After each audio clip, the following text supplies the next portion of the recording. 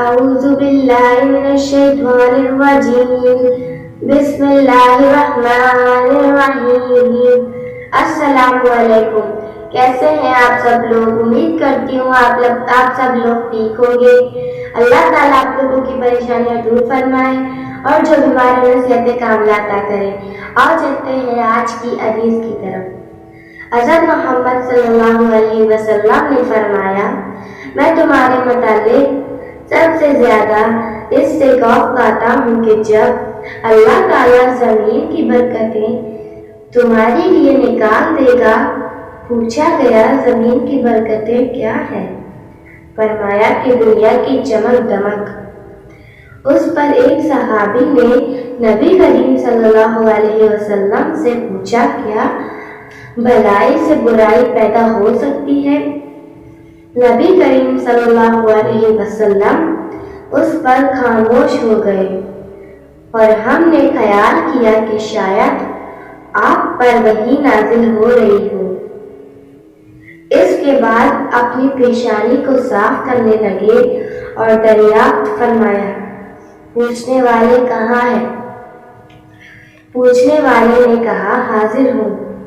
ابو سعید خدری رضی اللہ عنہ نے کہا کہ جب اس سوال کا حل ہمارے سامنے آ گیا تو ہم نے ہم صاحب کی تعریف کی۔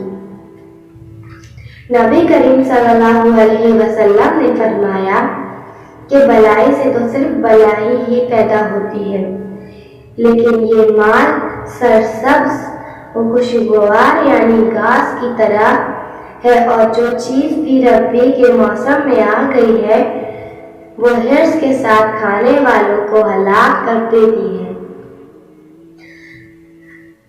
یا ہلاکت کے قریب پہنچا دیتی ہے، سوائے اس جانور کے جو پیٹ بھر کر کھائے، کہ جب اس نے کھا لیا اور اس کی دونوں کوکھ بھر گئی تو اس نے سورج کے سامنے منہ کر کے جگالی کر لی اور پھر پاکانہ پیشاب کر دیا، اور اس کے بعد پھر لوٹ کے کھا لیا، اور یہ مال بھی بہت شیریں ہے۔